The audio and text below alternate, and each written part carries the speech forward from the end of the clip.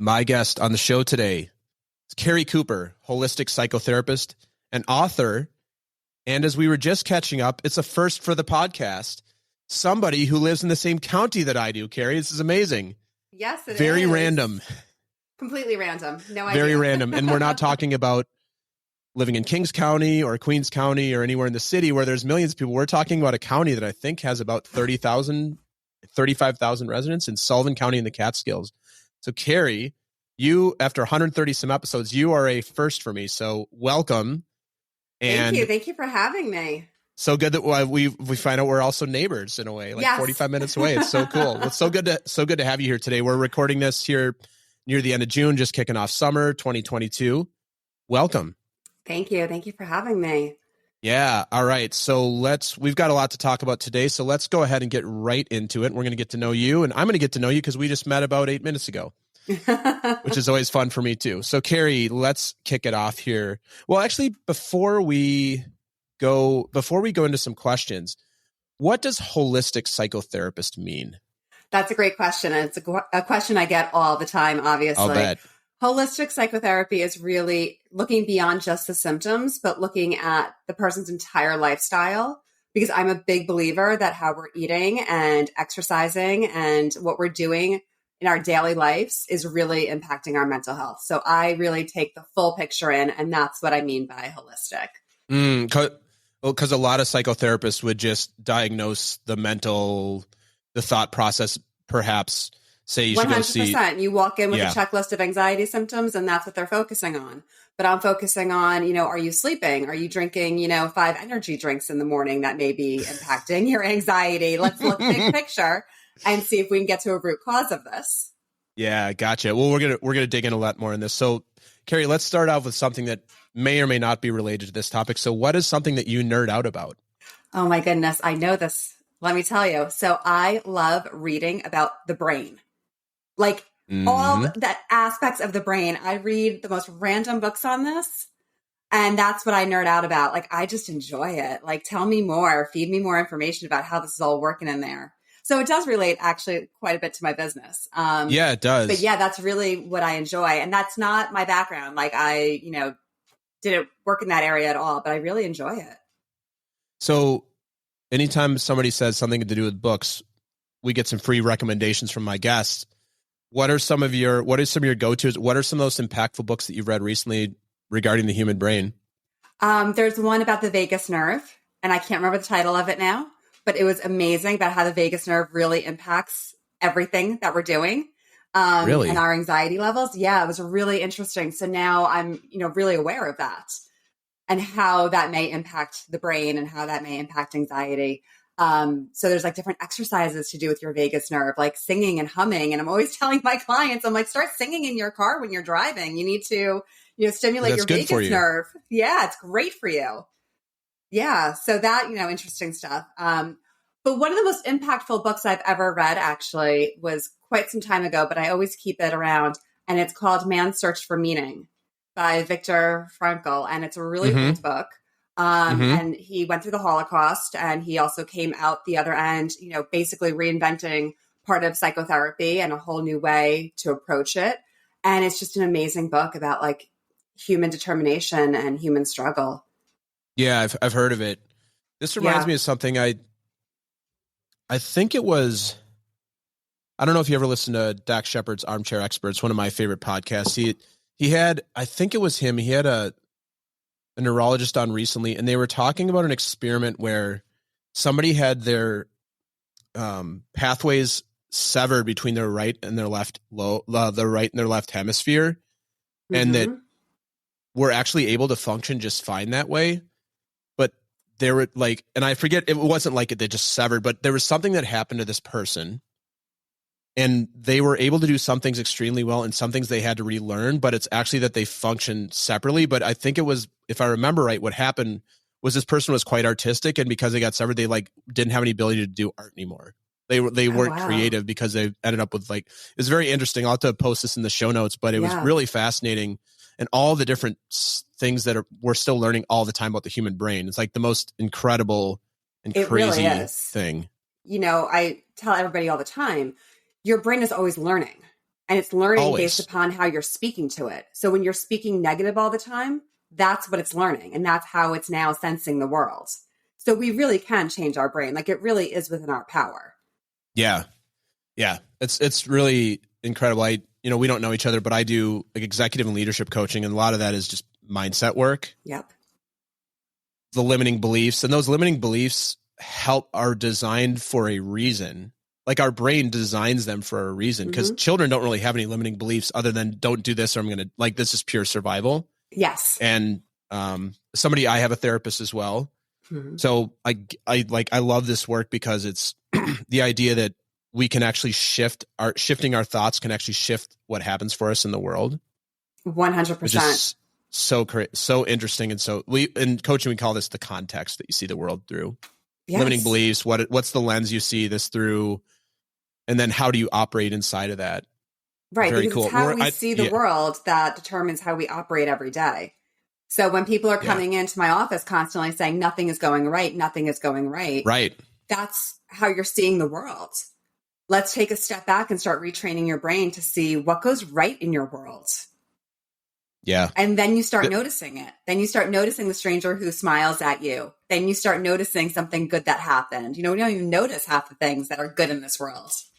Yeah. That's the last thing I'll say in this before we move to the next question is, in the way we coach and train coaches, is that as humans, our ego likes to be right and run the show. So if we have a context about something, nothing is going right, we're always going to be looking for the proof of that. So it's actually going to continue to cycle. And I think the kind of work you do especially is, let's take a look at the different thing and build some new muscle around a different context. This is the age-old analogy. Hey, I'm not in the market for a red car. And then, I want to buy a red car. And suddenly all you see is red cars on the road. Like it's so cool. So we could probably just spend the next 45 minutes just talking about this stuff. 100%. And we could, and we kind of are, because I have a feeling most of our conversation is going to be something around these topics, which we both obviously love. So Keri, what's something that is inside of your comfort zone that is outside of somebody else's? Like they're like, I'm not doing that, or, that gives me a lot of anxiety or fear, that you're like, yep, I love doing that. Yeah, I think one of them is that I can have people emotionally dump on me, and I'm good with that. Like I can handle that. And a lot of people can't. It's hard. It's hard to have the correct boundaries to not then take it all in and make it yours. So I'm able to sit there all day long and have people, unfortunately at times tell me really horrific, terrifying stories. And I'm able to walk out of my office and leave that in my office and not carry that with me. And that's, definitely a certain skill set that's within my comfort zone that allows me to do what I do. But, for, I think most people, you can't do that. You can't hear some of these, awful, horrific stories and not be shaken by them and not carry them with you. Yeah. Is that something that you've always had a natural gift for doing before you were professionally trained? Yes. I don't know why, but yes, it's always kind of been in there with me. So I've always had friends talk to me about, stuff and issues. And I'm always one of those people who I just have good boundaries, and I'm able to hear it and to listen and to be empathetic, but not to take it inside of me. Yeah. The terminology is transference, right? Yeah. My aunt is a therapist. My aunt is a therapist. Yeah. Transference. Yeah. Yeah. That's really interesting. So if we take the reverse of that question, what's something for you, Keri, that is you are not comfortable doing, fearful of, you won't do, that other people will go, heck yeah, like that's for me? That's a good question. I'm really trying to think about that one. It's, I think a lot of people are like, yes, let's go out and meet a million people. And, what are we doing this weekend? And I tend to not love huge, large social settings. It's just not my vibe. I don't really like it. So I'm more like, let's stay home this weekend. What are we doing this weekend, at home? And, everyone else is texting away being like, what are we doing? And I'm like, no, I'm in. So I don't love walking into a big party. Yeah. I like to do nothing. You don't love that. No, I really don't. It's, you feel like you have to be on, or at least for me, I feel like I have to be on. So it takes a lot for me to be like, okay, sure, I'll go to this party, because I don't love it. I like having intimate conversations with people. I don't like the small talk. The small talk is honestly torture for me. I just don't do it. Good thing you're on a podcast today. Well, this is different. This is about, the good stuff, but I don't really do stuff. Yeah. I don't do small talk great. So going to a party, I think is probably, one of my biggest things where I'm like, oh gosh, I have to do this. Yeah. Do you relate to yourself as more of an introvert? Definitely. 100%. Yeah. I'm asking, so back to Dax Shepard's podcast, he just had the author of Quiet. I don't know if you ever read the book Quiet. No, I haven't. She was just on there. Really great book. For anybody who's ever listened to the show knows, I am a complete extrovert. I'm 100% extroverted on the Myers-Briggs. So for me, walking into a room of 100 people I don't know is like really energetic for me. Like, I love that. I have zero fear of that. That would be my answer to this question. If somebody's interviewing me, no problem. You're like, go in that room, 100 people, you don't know anybody. I'll walk in and make some friends and have some conversations. And I love that. Part of the reason I ask is a few weeks ago, I had Katharina Schneegas on. She's a coach in Germany, and she calls herself a friendly introvert. She's quite introverted, but also like really like energetic and bubbly. But we had a conversation about that's not something she enjoys either. She much prefers the quiet, the more one-on-one thing. But she does a lot of training with big groups. So I do a lot of training as well. I can stand up in front of a room of 100 people, train them. And then at the end, I'll be like, I'm not the least bit tired. She loves to do the training. Then she's like, I'm exhausted. Yeah. Like, I've given all the energy. I need to go source myself. So it sounds like you've really chosen a profession that fits well with how you've been created. Yeah. I'm like, you really can take fortunate on people's stuff and you like to have intimate, meaningful conversations. So you must really love what you do. I do. And I'm so fortunate because, it doesn't feel like work when you love what you do. So I have really, really long days when I'm in the office seeing clients because, I'm a mom of 4 kids. So I try really hard to balance somehow being home with my kids and being at work. So when I'm at work like all day, like from morning until very late in the evening. And I said all the time, if I didn't love what I do, there's no way I could see 15 people a day. It just wouldn't work. I'd burn out. That's a lot. It is. I know, but I love it. So it's okay. But you love it. Yeah. Makes sense. Every 45 minutes, it's like a new story. Somebody else is in my office. So it's like really energizing. I'm never drained. That is you're very not even fortunate. I'm sure it's all by design, but this is probably when you were deciding what you were going to do with your career, like figuring out like, oh, this is the things I like doing. And then obviously like all of your answers so far have been, I like science. Yeah.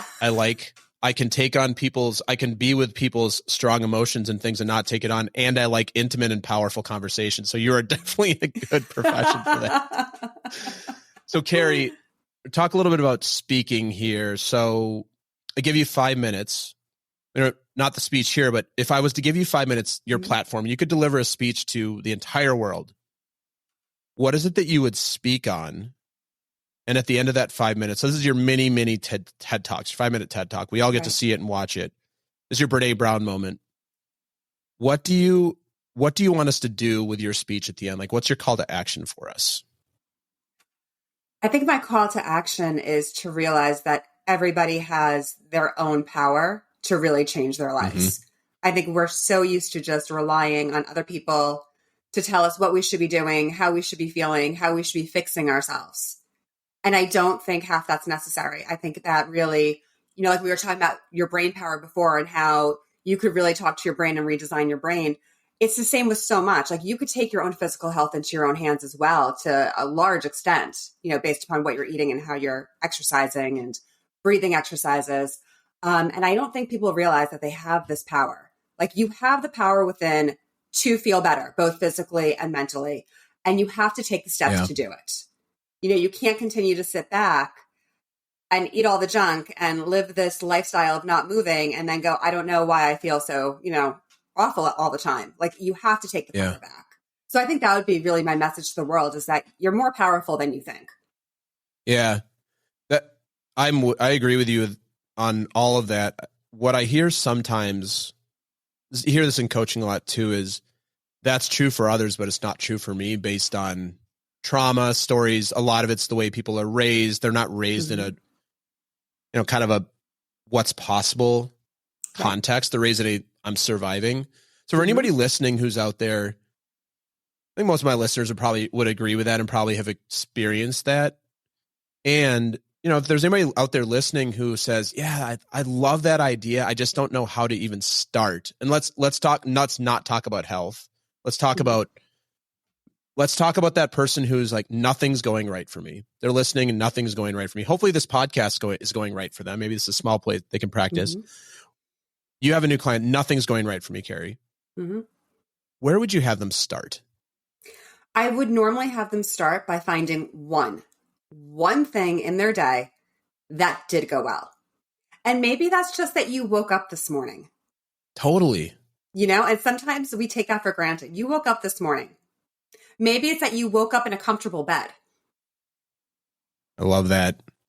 But one thing that did go right. And then you start building on that every day. What else went right? Yeah. And also then, where did you have an opportunity to make a good choice today? And to start seeing your choices also determine, how your day is going. Yeah. You woke up in the morning, you had a choice. Am I going to work out? Am I not going to work out? Like, which choice did you make here? Yeah. When you're working with clients and you have a new client who comes in with like context of like nothing is working and you ask them one thing that works, have you ever had somebody not be able to identify something? Yes. Many times, many times. Right. Because they're reinforcing context of like nothing's going right. Right. I mean, your brain always has to prove itself right. So if your story and your narrative is nothing is going right, your brain is going to 100% reinforce that. So then it's about really digging. And that's when I really dig about what did go right. Or, for the next day, what can we make go right tomorrow? What choice are you going to make tomorrow to make something go right? Oh, I love that. Yeah, this is awesome, Keri. We're going to come back after a really brief commercial break, and we're going to talk a lot more about this. We'll be right back. The Talking to Cool People podcast is brought to you by Jason Frizzell Coaching. Jason works with amazing people who are looking to find and develop their passion and purpose and create their journey to wherever it is they want to go. Check us out at jasonfrizzell.com, Facebook, or on Instagram. Jason loves hearing from anyone who thinks it would be cool to connect, to be coached, or to be a guest on our show. Email him at podcast@jasonfrizzell.com or DM him on Facebook and Instagram. And now, back to some more amazing conversation on Talking to Cool People. All right, Keri, we're back. So I think we've gotten a pretty clear picture of what you enjoy doing. And that you were very aligned in you're taking your interests and the things you care about and bringing them into a profession, which is always very inspiring because a lot of people, myself included in a previous career, wasn't really my experience either, not fully expressed. It feels like you're pretty fully expressed in your profession. So what else do you want us to know about you? Because I believe you do some other things besides therapeutic work. You're actually an author. I am. And you've shared you're also a mother of 4. So what else would you like us to know about you now? Yeah, so I'm a mother of 4. My oldest is in high school and my youngest is going into 3rd grade. We just finished off the school year here. So now summer fun begins. Last week, right? Yeah. So summer fun begins and, having our day trips and our fun. And yes, you mentioned I'm an author. So it was really over COVID. During COVID, mental health blew up. It was so bad. Oh my gosh. It was so bad. And I just, I'm getting phone calls every single week. Can you see my kid? Can you see my kid? And there's one of me and all my therapist friends too. Everybody was booked. Nobody can get any more people in. So it was over COVID that I was like, you know what? I'm saying the same thing over and over again in therapy. It's the same themes of, how to make your life better, how to improve your mental health. I'm going to take this time. I'm going to write a book. So I did. The book was really written 14 months over COVID. And then it was published, recently, and it's on Amazon. It's Mental Health Uncensored, 10 Foundations Every Parent Needs to Know. And it goes through both the physical and the mental aspects of just, if you have this down, mental health will be easier. Yeah, I love that. Yeah. Wow. Did you ever Did you picture yourself writing a book earlier in your career? Was that something you had on? You did. So it was something you. I did. It was always on my radar. Like I would love to write a book. And then it just kind of sat in the back of my brain. And then it was COVID that I was like, I have to write a book. Like I have no choice right now because people need this information. Because again, it goes back to, I really do believe we all have the power to make our lives better. We just need a little bit of a roadmap. So this book is really for parents. Not only, can parents benefit from this, but it's for them to really show, how to raise a child that's going to have good mental health. Because it starts when they're young. And then it continues all the way, through college. So when you say really young, as the parent of two younger children, how young? And I'm asking for myself. Yes, I think really young, because really young, you're going to start talking to your kids and you're the ones preparing the food. I think people forget how food really does impact your mental health. You have to be eating real food. Most of your brain chemicals are actually made in your gut. So if you're not eating well, there's no way you're going to feel well. So that's where parents start, day one when you're introducing food. Are you introducing processed food or are you, introducing, vegetables and, fruits and stuff like that? And dehydration is a huge issue in America. People don't even realize it. So, are you making they're dehydrated and they don't know it? Completely. People are, I have kids in my office and I'm like, how much water do you drink? And they're like, I don't. And I'm like, what do you mean you don't drink water? Like every cell in your body. What do they drink? Water. Energy drinks. Yeah. Coffee. Nothing that's actually hydrating them or flushing out the toxins in their body. So people don't realize, these simple steps make a huge difference. So those are two steps that as a parent of really young children, that's where you start. And also, one of the big things is letting your child try things out on their own and let them fail and let them pick themselves back up again. The moment they can carry their plate to the sink, let them carry their plate to the sink. The moment they can start using a knife, relatively safely, let them cut their own food. It may look like not a mess. A steak knife. Right. It may look like a mess or maybe food all over your kitchen, but let them try. This is how children gain confidence. Yeah. This is how they become independent. Yeah. Did you, as a mother of four, is this something that you've been practicing with all your children? Have you also learned a lot about this from also parenting your own family? Yes, I've definitely learned that much of this is sometimes easier said than done. When you're trying to run out the door and let your 3-year-old tie their own shoes, I could tie her shoes much quicker than she can. We got somewhere to go. But to sit and be like, oh, okay, she's got to do the bunny loops on her own and let them do it. It is hard. And, I'm now in the age of teenagers who don't necessarily always want to listen to their parents. So I am in the age now of like not being able to control their food as much and hoping that I've taught them enough to where they can make good choices when they're out and about. And, my son recently said to me, he's like, I haven't been feeling great. He's like, I haven't been eating great either. I said, exactly. Like, I'm so happy that I did teach you that there's a link, so he was able to at least notice that for himself and be able to pull back and change his diet because, he's been out a lot because it's summer. Yeah. So, all of these things. But I think the biggest thing I've really seen with parents and with kids, and I see it a lot when they hit college age, is if you haven't let them become independent, if you've done everything for them, they're really going to struggle come college. They're not going to be able to live an independent life. Yeah.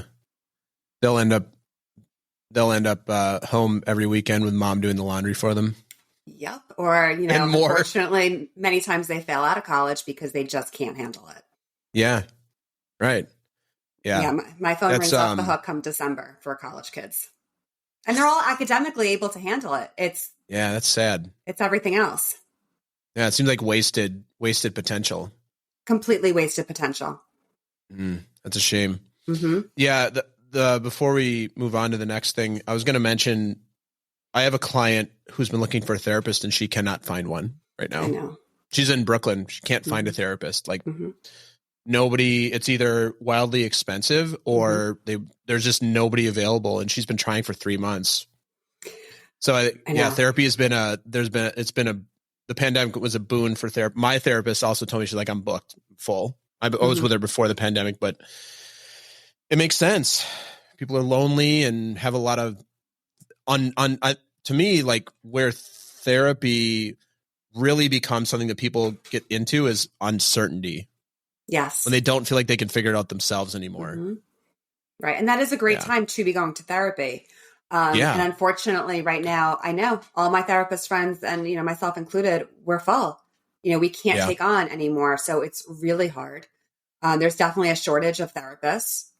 But that's why, if you're able to change a few things in your life on your own, you're able to start feeling better. Like, yes, a therapist is great and wonderful, but you need to do some stuff on your own as well. And you can do that stuff. There's been, tons of studies that show exercise being just as effective as many, antidepressants. So it's like, try to get to, exercise, try to sleep better. Sleep is huge. People are not sleeping well either in America. No. Eat better, drink better, meditate, start doing things that bring yourself joy. Once a week, what brings me joy? What can I do that's going to kind of spark me up inside? Yeah. I love that. All right, Keri. So now is the chance for you, somebody you met 33 minutes ago, to ask me something that I can answer for you and for everybody listening. So what would you like to ask me about? And sky's the limit. Sky's the limit. I'm going to actually no ask idea you a what's question coming. that you asked me. Yes. I want to know, what do you nerd out about? Oh, man. I nerd out about so many things. Let's see. We have about another 30 minutes. Try not to. I like to put myself on a timer because as an extroverted and external processor, we'll be here till the end of the episode. I want to talk more about your book and everything else. I nerd out about. I'll pick one thing. I nerd out about film. I don't talk about this a lot, but I'm a big cinephile, and my family, my brother is even a bigger nerd about film in a good way than me. And we have a family tradition that every year, all of us, so it's myself, I have a younger sister, my brother-in-law, my sister's husband, my brother, his wife, so my sister-in-law, and my sister-in-law's mom. We watch all of the Oscar-nominated Best Picture nominees every single year. And then my brother blogs about it, and we all stack rank them, and then we write a blurb about each of them. So the trivia is I've seen every Best Picture nomination in the last 14 years, I believe. Wow. Which is a lot of films. That's a lot. 100, because it's anywhere between 8 and 10 films every year. So if people are listening there, I saw every film, like Dune, Coda, like all of them. I've seen them all every year. I have this weird thing, and I think it's partially why I nerd out about this. I have this weird thing with my memory where you could name a film, and if I've seen it, or even if I haven't seen it, I generally know who directed it a lot of the times, and I know who is in it. I know if it's good or not. And then I have a terrible memory in other areas of my life where that would be much more valuable. But I have like a very natural connection to that. So for me, like I really nerd out about like classic films. I nerd out about AFI Top 100. I nerd out about like what are my favorite films from the Oscars. I nerd out about like that film should not have been nominated for the Oscars. And I don't talk about this that often. And it's also interesting because my wife could care less about any of these things. She just doesn't. She's not a movie person. Like she likes movies, but she could just care less. She's like, it was entertaining. I'll see it. And I'm like, what was the Rotten Tomatoes on this one? Oh, it's below an 80%. Yeah, I think I'm going to pass on it. I've also seen a ton of foreign films. Like wow. I have no problem watching movies and subtitles. Like if they're good, I'll watch them. So I've seen a lot of the like best picture foreign, like foreign film nominees and foreign language nominees. I mean, and yeah, I'm just a big film nerd, and I've actually turned into a TV nerd because TV is like the best it's ever been. It's like the budgets now are as good as they are for big films. Like a lot of the Star Wars stuff on Disney Plus and a lot of the Netflix shows, like Stranger Things. These budgets for these shows are like $10 million an episode. What's your just as favorite good show as the right movies now? that are out.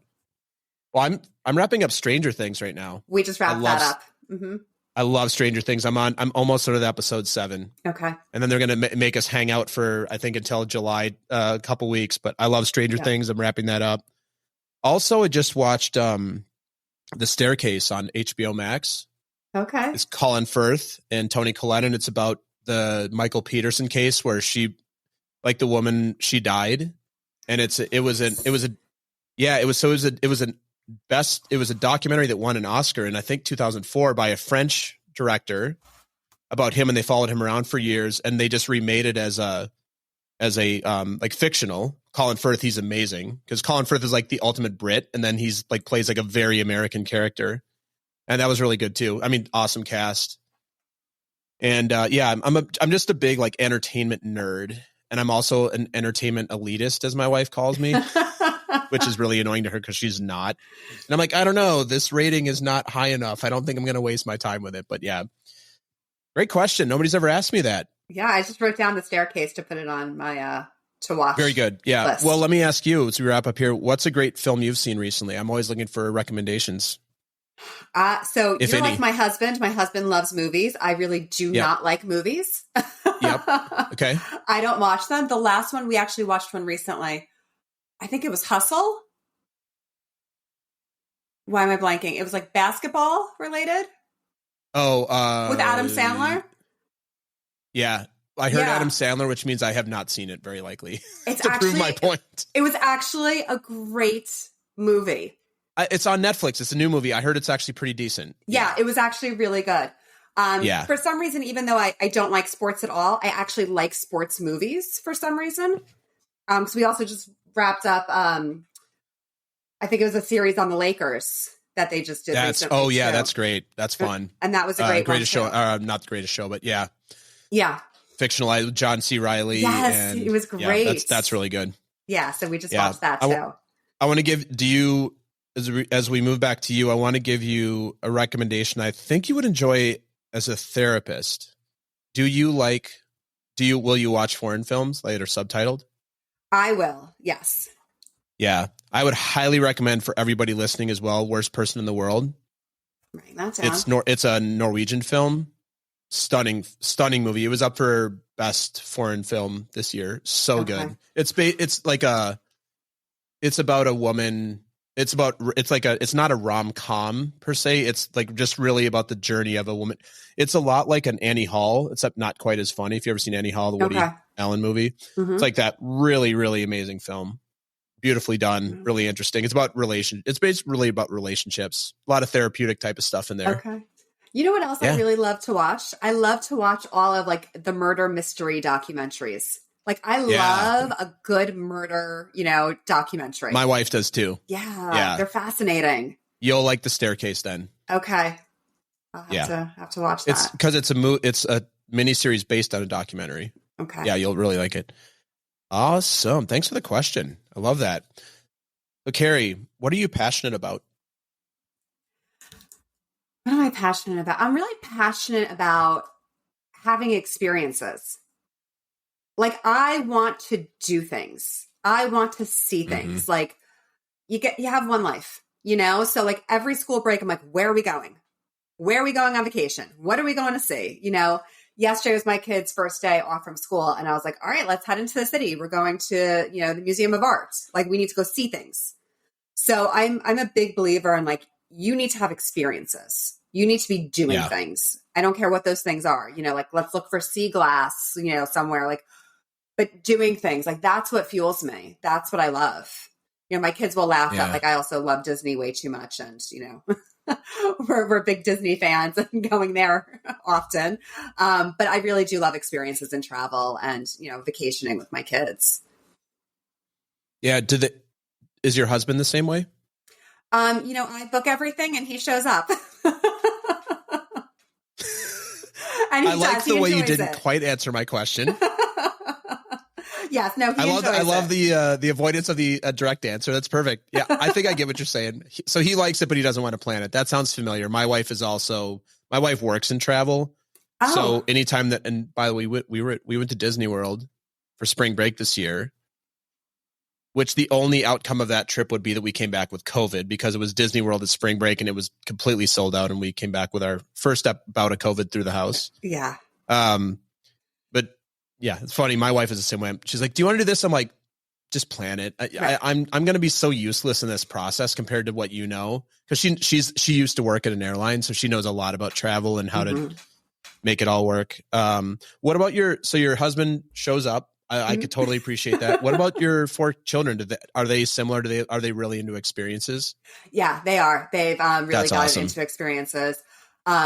because that's kind of how they've always grown up with us. It's always like, what's the next experience? So for my children, because I have 4 and 3 of them are girls, I'm like, listen, there's no way we're doing a sweet 16 party. Like, it's just not what we're doing. I don't like parties to begin with. It's, a big hassle. It's drama. I said, you're going to pick an experience. Pick where you want to go. And that's what we're going to do. So my son is actually the first one who's about to turn 16 soon. So he's a kid who, anytime we go away on vacation, he just wants to snorkel. Like, he wants to be in the water. He wants to be seeing the fish. Like, that's just what he does. So he picked, where we're going to go next year for his, 16th birthday. And I said to him, like, you look for the restaurants, you look for what you want to do there. Like, you tell us. So we're trying to give them, more of a planning purpose and, letting them take the lead on it.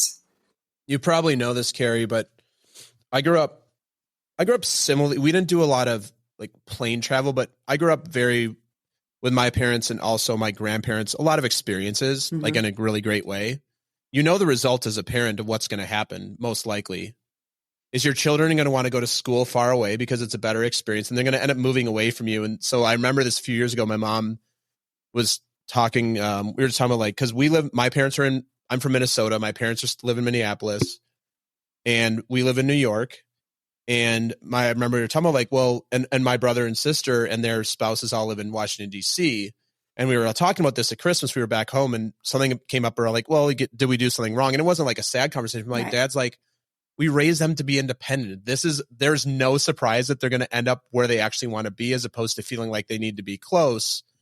So, it's very likely you're going to have your children be like, so we live in New Jersey now. I'm probably going to want to go to school in Seattle or maybe travel abroad, et cetera, et cetera. We have no doubt they'll go far. Yeah. I'm just hoping all 4 of them kind of wind up in the same area. That way it's easy for us to then retire to that area. Exactly. But we'll see what happens. But yeah, no, I don't see them sticking around in New Jersey at all. Yeah, no. Well, that's fortunately what's happened for my parents is, like, we're in the Eastern Seaboard. We got DC, that's an Amtrak to New York. It's not a big deal. But yeah, that would be when people are like, oh, like my sister lives in California and I live in upstate New York. That's a hikes for parents when they want, especially when the grandkids come. And then it's like, oh boy. Yeah. Excellent. So Keri, what are you most proud of? What am I most proud of? I'm proud of a lot of things. I'm going to be honest with you. I'm proud of my 4 children, because that's not easy. So I'm proud of that. I'm proud of, my practice. Like, I never thought that I'd be in this position, years ago. And I never thought I'd be like a businesswoman, and here I am. And I'm really proud of my book. Like, I joked that writing this book, it was like giving birth to another child. Like, it is such a process. And then it's like, then it's here and you have to still nurture it and work with it. So those are the things in my life that I'm really proud of. They're huge accomplishments for me. Yeah, I love that. I've got a response to the kid thing. Every single parent on my show is always the kids, and they'll be like, I know this is cheesy. I'm like, it would be weird if you didn't say this. Right. I would actually question your priorities. 2, I do personal branding work at a firm called Brand Builders Group, and we have a lot of authors. And so I don't work on the book part of it, but we work on the marketing part of it. And boy, I learned a lot about the labor of love that writing a book is, and that a good book by itself doesn't sell at all. We have a saying, it's the number of copies you'll sell without a good marketing and sales plan is the number of relatives you have.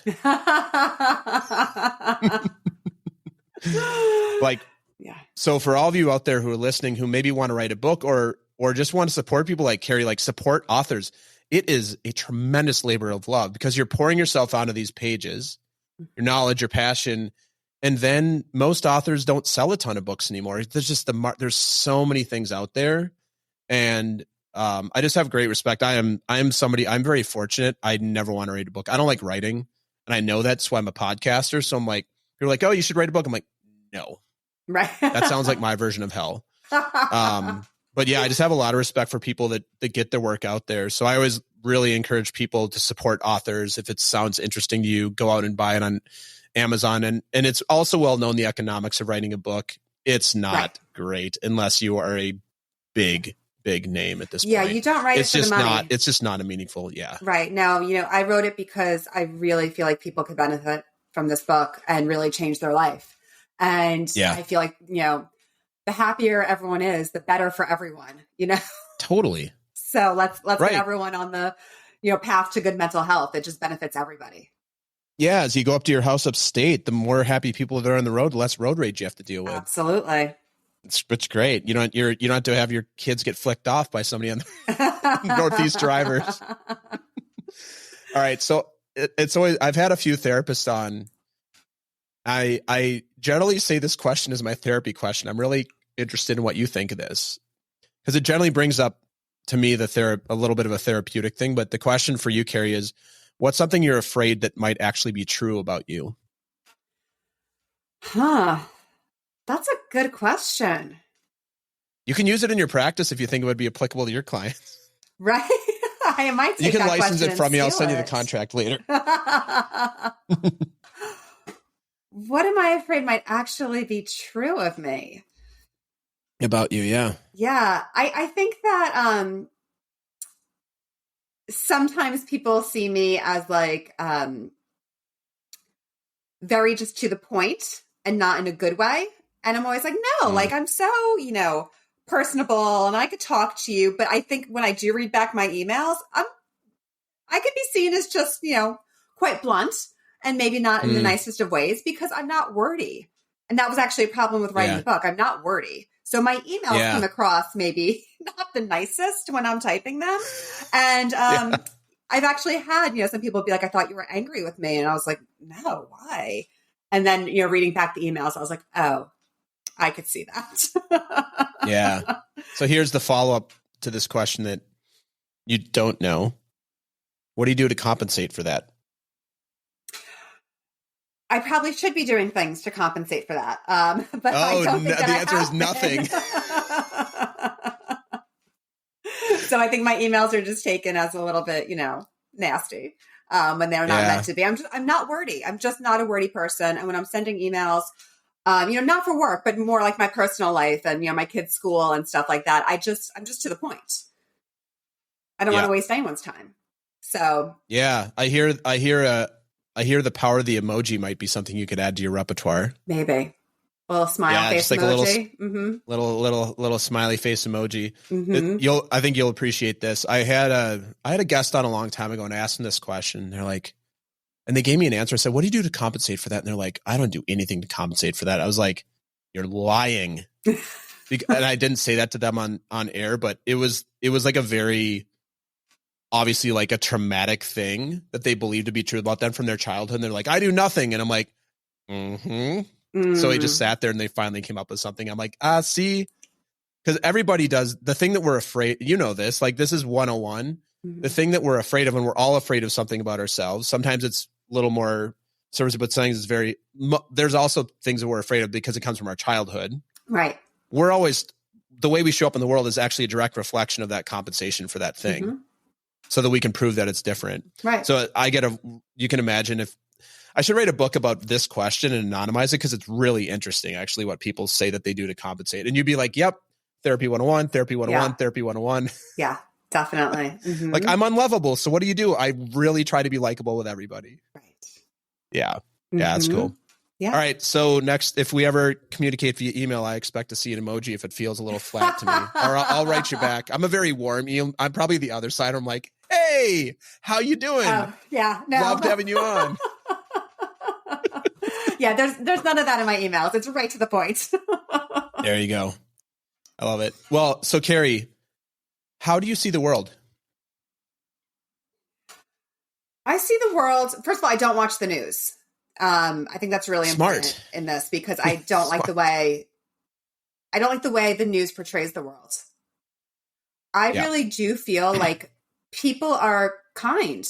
I really do feel like people are helpful. I think you just have to ask. I think you just have to ask for help, and people are more than willing to actually lend a hand or give you advice and be there. And I don't think that's the way the world is portrayed a lot. I think it's portrayed as like everyone's just out for themselves. And I don't think that's the core of human beings. I was working with somebody recently who was scared about going on a trip, and She's like, what if I can't lift my suitcase into the overhead bin? And I said, you turn around and you ask someone for help. And she's like, people are going to help me? I was like, yes, people would help you. Like people really, we're all humans. We're all here together. I do believe that at the core of everybody, they do want to help. So that's kind of how I view the world. And the more comfortable I've gotten with that concept, the more I will ask somebody for help. And they do. And, asking someone just for advice or, hey, can I have your ear for 5 minutes? I want to run something past you. People are more than willing to do that. Yeah. It's such a bummer that positive news stories are called fluff. I know. But it's not news. Right. I mean, it's news, but it doesn't sell. Mm-hmm.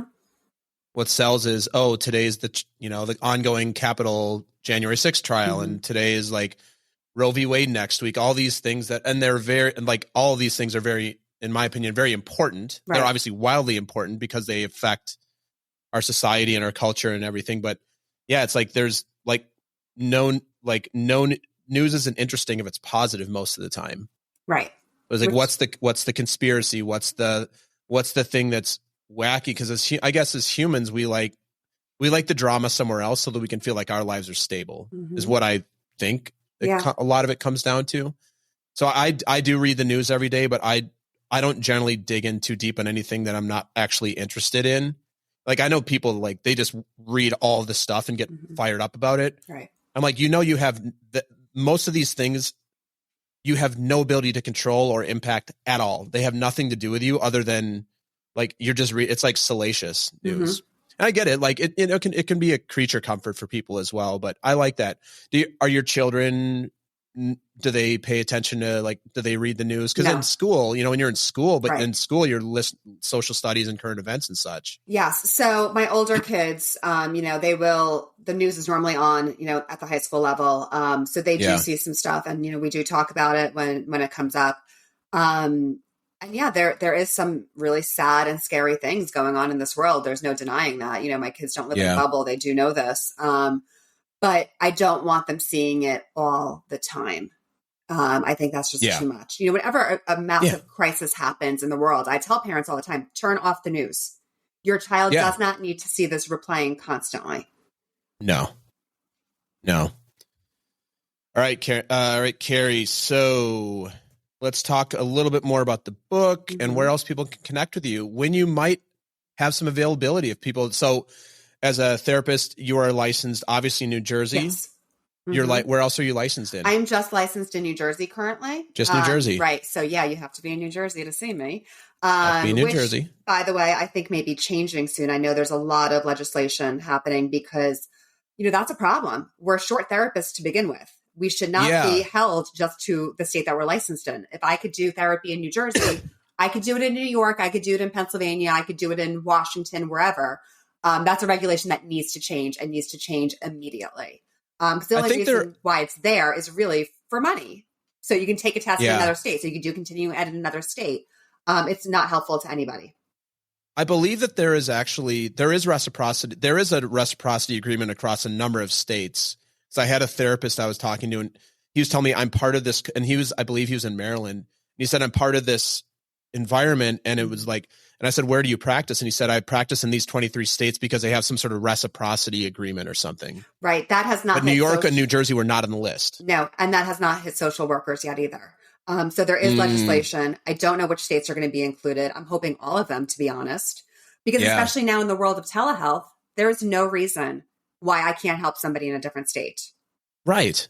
Absolutely. It's a regulation that has to change and has to change really immediately. So I'm hopeful that will change. And I'm hopeful that they look beyond the money that these regulations bring.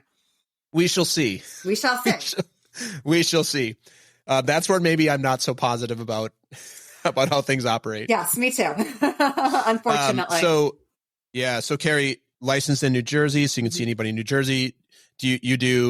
It sounds like you have an in-person practice. Yes, I do. In Bergen County, New Jersey. Mm-hmm. Bergen County, New Jersey.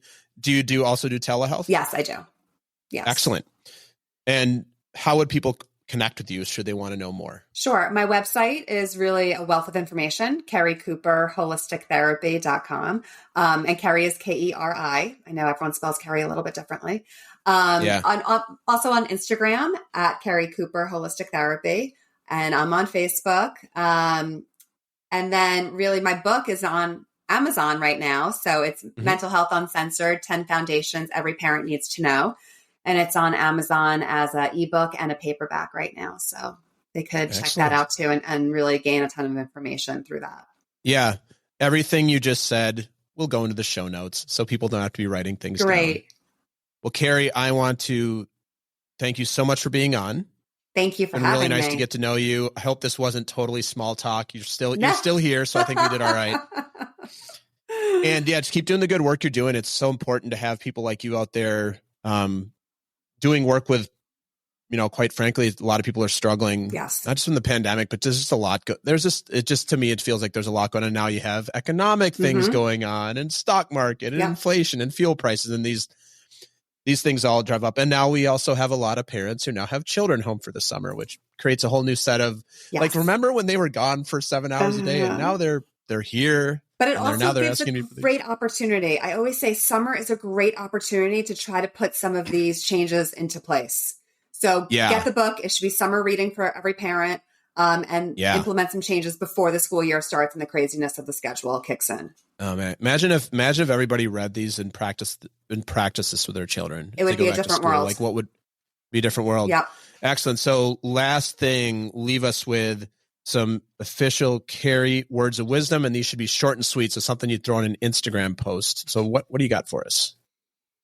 Oh, that was like a question I wasn't prepared for. Let me think. What's short and sweet? This is also your sweet spot. I know. Short and sweet, to the point. You would think I would know, right? I'm actually like thinking of my Instagram posts because I put up quotes all the time, One of my favorite quotes is, I'm gonna mess it up, but it's, you could only be you because everybody else is taken. I love that one. That. Like, that's great. Yeah, that might have been from like Kurt Cobain or something. Actually, I think it might have been a musician. I think it was Kurt Cobain, and I love that one. And I also love, and a bunch of different people have been given this quote. I think it was actually from a sports player, but you miss 100% of the shots that you don't take. Wayne Gretzky. Yeah. And I always say that to people, like, you have to at least try. What's the harm in trying? My other favorite phrase constantly is, what's the worst that's going to happen? And most of the time, the answer is not a big deal. Right. It can be. Some things, but most of the time it's not exactly very impactful, other than it makes us feel bad in the moment or something. Right. Or it's a knock to our ego. Mm-hmm. Yes. Yeah. I love that, Keri. Well, I want to, again, thank you for being on. Best wishes to you, the family, and all the adventures you're having, all the experiences. It was so good to connect, and let's have you back on again soon. Thank you. Thank you so much for having me. Thanks so much, Keri. Thanks for listening to another episode of Talking to Cool People with Jason Frizzell. If you enjoyed today's episode, please tell your friends. Follow us on Instagram and Facebook, and give us a shout out, or take a moment to leave a review on iTunes. If something from today's episode piqued your interest and you'd like to connect, email us at podcast@jasonfrizzell.com. We love hearing from our listeners because you're cool people too.